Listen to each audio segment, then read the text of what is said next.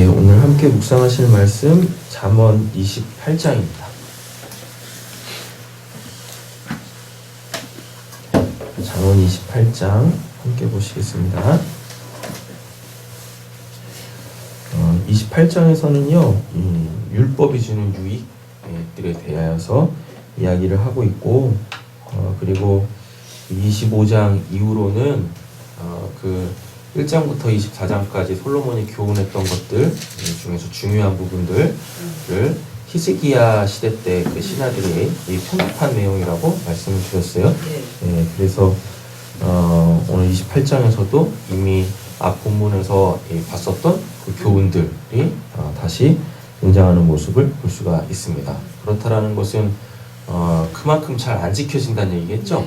네, 그러니까 또 재차 이야기하고 또 얘기하고 이런 거겠죠. 예, 그만큼 우리가 그 부분에 대해서 취약하다 라는 것입니다. 그렇다고 뭐 한 번밖에 언급하지 않는 지혜들이 뭐 덜 중요한 지혜냐? 그렇지 않죠. 예. 자, 1절부터 보겠습니다. 악인은 뒤쫓는 사람이 없어도 달아나지만 당연하겠죠. 예. 그래서 악인이라는 것은 마음에 그 악함을 갖고 있어요. 예, 그러면 그 마음에 악함이 있으니까 당연히 뭘 짓겠어요? 죄를 짓겠죠. 예, 근데 오늘 본문 맥락에서 보면 율법을 어기는 자겠죠. 예, 그러면은 그 율법이라는 것은 하나님 앞에서 살아가는 거잖아요. 예, 율법을 어겼다라는 이야기는 그 하나님의 그 시선, 예, 그게 계속 느껴지고 소위 말하는 이제 우리적 입장에서 보면은 양심의 가책들인 거죠. 예, 그러니 편할 수가 없죠. 의인은 사자처럼 담대하다. 나라의 바늘이 일면 통치자가 저도 박지지만 슬기와 지식이 있는 사람이 다스리며 그 나라가 오래간다. 가난한 사람을 억압하는 가난한 사람은 먹거리를 남김없이 쓸어버리는 포구와 같다. 율법을 버린 사람은 악인을 찬양하지만 율법을 지키는 사람은 악인에게 대항한다. 뭐 우리나라 말에도 뭐 동병상련 뭐 이런 말 있지 않습니까? 근데 어떻게 가난한 사람을 억압하는 가난한 사람 뭐 가진 뭐가 있다고, 그죠? 더불어 살아가기에도 버거운 삶인데 서로 사랑하며 사는 것이 인생의 답인 줄로 믿습니다. 악한 사람은 공의를 깨닫지 못하다. 그러니까 당연히 악한 사람이겠죠. 공의를 깨달으면 악한 사람이겠습니까? 그렇죠? 그 공의가 그 사람을 변화시키고 그럴 텐데 공의를 깨닫지 못하니 당연히 그 마음의 악이 제거가 안 되겠죠. 주님을 찾는 사람은 모든 것을 깨닫는다. 부유하나 부르는 일을 하는 사람보다는 가난해도 험없이 사는 사람이 낫다. 28장에서 계속 부유, 가난 이런 게 나오는데 이거는 가치 기준입니다. 뭐의 가치를 두고 있느냐에 대한 문제예요. 그래서 가난이 좋은 것이다, 부함이 나쁜 것이다, 지금 그렇게 흑백 논리로 보는 게 아니에요. 거기다가 어디다 가치를 두고 있는가. 그죠? 아까 앞본문에서도 가난한 사람을 억압하는 가난한 사람도 이때잖아요. 그래서 이런 걸 보면서 뭐 재물이 좋은 것이냐 나쁜 것이냐 이렇게 아주 그냥 단편적으로 봐서는 안 된다라는 얘기죠. 슬기로운 아들은 율법을 지키지만 먹기를 탐하는 사람들과 어울리는 아들은 아버지에게 욕을 돌린다. 그럼 이거는 방탕한 삶을 얘기하는 겁니다. 규모 없는 삶을 얘기하는 것이고, 그리고 본문 맥락에서 쭉 보면 이게 뭐냐면은 헛된 이상 있잖아요. 헛된 꿈을 쫓아가는 자들과 일맥상통하는 내용입니다. 8절입니다. 높은 이자로 재산을 누리는 것은 마침내 가난한 사람들의 의로 베풀어질 재산을 쌓아둘 것이다. 이런 표현 좀 재밌지 않아요? 높은 이자로 고리대금이잖아요. 재산을 늘리는 거죠. 그러니까 이 사람은 자기 배불리려고 저기 한 거 아니겠어요? 그렇죠. 그런데 결국 보니까 그게 다 누구한테 돌아간대요? 가난한 사람들에게 은혜를 베풀기 위하여서 결국은 다 이렇게 물질이 필요한 곳으로 가게 되어지더라 라는 이야기죠. 그래서 하느님과 재물을 겸하여 섬길 수 없다라고 그러고 삶에 염려하지 말라라고 예수님이 그렇게 말씀하시는 거죠. 귀를 돌리고 율법을 듣지 않으면 그의 기도마저 역겹게 된다. 정직한 사람을 나쁜 길로 유인하는 사람은 자기가 판 함정에 빠지지만 험없이 사는 사람은 복을 받는다. 당연한 이치죠. 근데 갈수록 빈부격차는 커지고 그 악하다고 보는 것이 좀 지나칠 수 있지만 악한 사람들이 뭘 가지고 있는 사람들의 그 악함이 더 그들을 가진 자로 만드는 사회로 가고 있는 것 같아요. 그래서 세상에 분명히 부조리함이 있지만 그래도 우리는 말씀을 의지하며 살아야 할 줄로 믿습니다. 이런 말씀들을 보면서 아니 뭐야 말씀은 이렇게 되는데 갈수록 세상은 왜 이래? 그렇게 하나님에 대한 소망을 잃는 것이 아니라 거짓으로 진실을 덮을 수 없잖아요. 마찬가지로 세상이 아무리 부조리하고 봤을 때 더 악해져 간다 손 치더라도 결국 이기는 건 말씀인 줄로 믿습니다. 부자가 자기 보기에는 지혜롭지만 가난하나 슬기로운 사람은 그 사람의 속을 꿰뚫어 본다. 정직한 사람이 이기며 많은 사람이 축하하지만 악인이 일어나는 사람들이 숨는다. 자기의 죄를 숨기는 사람은 잘 되지 못하지만 죄를 자백하고 그것을 끊어버리는 사람은 불쌍히 여김을 받는다. 늘 두려워하는 마음으로 사는 사람은 복을 받지만 마음이 안도한 사람은 재앙에 빠진다. 여기 늘 두려워하는 마음이라는 것은 하나님의 시선 앞에서 살아가는 거죠. 우리가 어떻게 하나님의 시선을 피할 수 있겠어요? 하나님, 아까 우리 찬양했던 것처럼 하나님이 아니 계신 곳이 없는데 그렇습니까? 근데 희한하죠. 악한 마음이 딱 들면 제일 먼저 사라지는 것이 뭐냐면 하나님에 대한 시선, 내 인식, 그 제일 먼저 사라져요.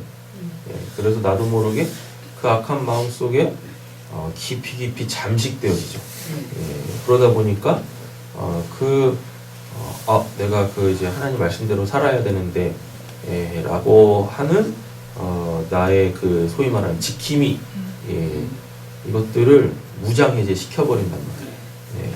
그래서 우리는 그 하나님의 시선을 늘 인식하고 그 하나님의 영광을 늘 잊지 않고 내가 하나님의 영광을 위해 살아야지 이렇게 우리 안에 계시는 성령의 그 음성을 들어야 할 줄을 믿습니다.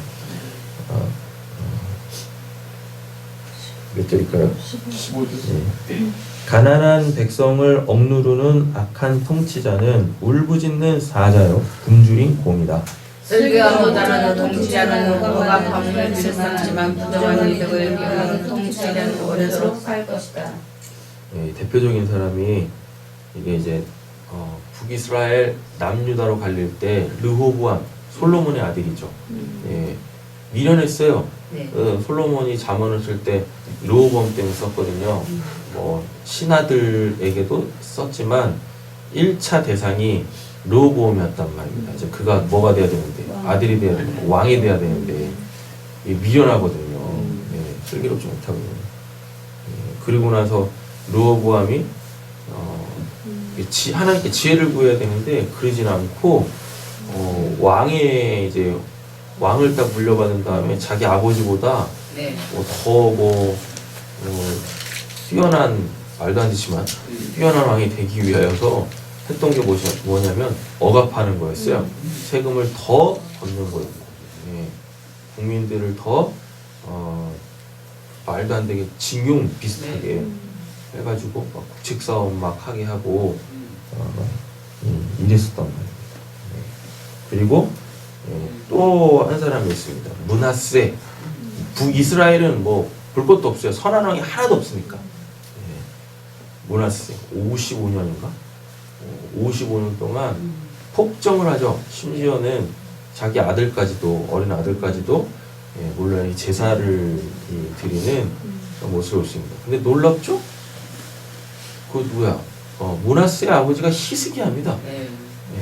비록 히스기야 말년이 자기밖에 모르는 그 누를 범하기는 했지만 그래도 정신 바짝 차리고 있을 때 선한 사업 많이 했고 의로운 일 많이 했다고 하나님 앞에 카드 내밀 정도의 사람이었었다고요. 그리고 그 누구도 못했었던 못했는지 안 했는지 모르겠지만 종교개혁을 했었던 사람이에요. 아마 그 히스기야가 그 누수단인가 그거를 파괴했을 거예요.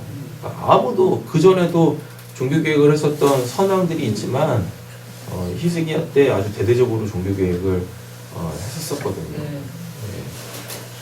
그런데 그의 아들이 므낫세예요. 아이러니하죠?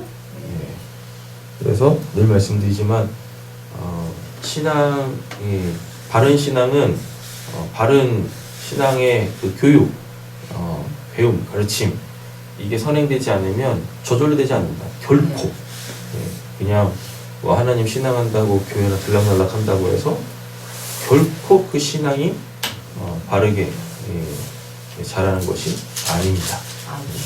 그래서 배우고 가르치고 또 몸에 익히기 위해서 뭐 신앙을 훈련하는 건 아니지만 사도 바울도 분명히 훈련하라라고 얘기를 하고 있고 그 훈련은 몸에 익히는 거예요. 자연스러워요. 우리가 뭐 하나님에 대해서 신앙을 한 적이 언제가 있어요? 하잖아요. 하나님에 대해서 신앙한다는 것은 늘 새로운 거잖아요. 왜? 우리가 하나님을 다 알지 못하니까. 하나님에 대해서 알아가는 것 그 자체가 알면 그 알미 나한테 다 새로운 것이거든요. 그럼 그게 뭐 해야 돼요? 몸에 배야 돼. 그래야지 옛적 삶으로 안 돌아가고 몸에 밴 그 하나님이 원하시고 기뻐하시는 그 삶이 자연스럽게 나올 거 아니겠습니까? 그래서 신앙은 배움의 연속이고 훈련의 연속이다. 그래서 몸에 익지 않으면 안 된다. 특별히 뭐에 대하여서? 말씀에 대하여, 기도에 대하여. 잘 안 되잖아요. 말씀이 읽고 싶지 않은 분들은 제가 보기에 없다고 생각해요. 기도도 마찬가지고. 늘 마음은 충만하잖아. 내가 오늘은 진짜 오늘 안에 내가 1독을 해야 되겠다. 오늘은 내가 진짜 막 밤새도록 기도해야 되겠다. 그리고 보면 침대에 누워서 자고 있고. 어느 순간 성경은 침으로 인하여서 이렇게 두꺼워져 있고. 그러잖아요.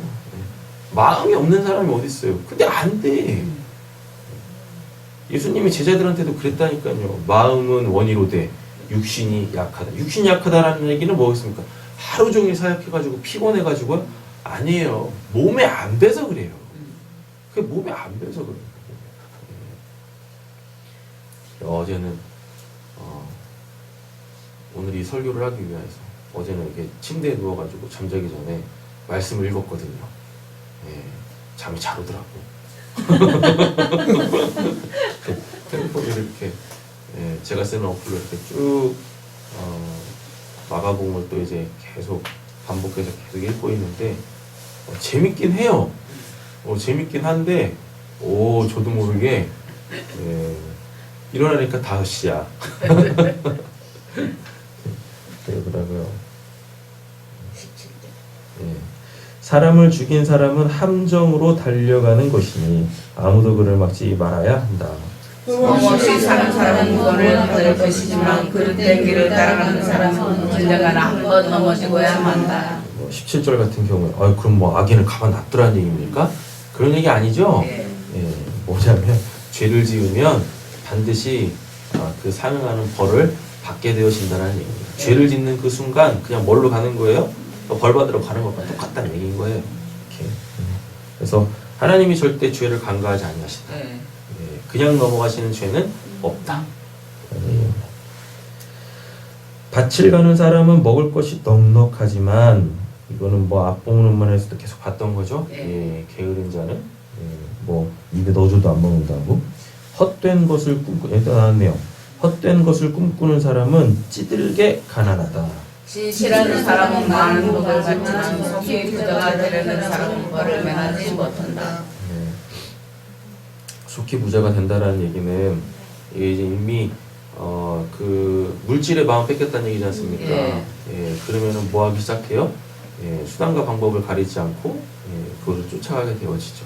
예, 그럼 정말 귀한 것들을 보지 못하고 잃게 되어진다.